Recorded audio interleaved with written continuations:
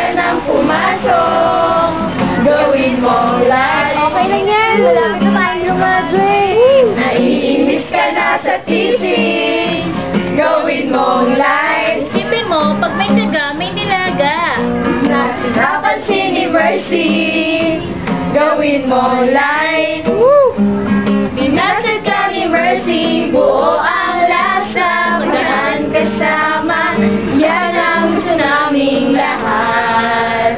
Gawin mong coke na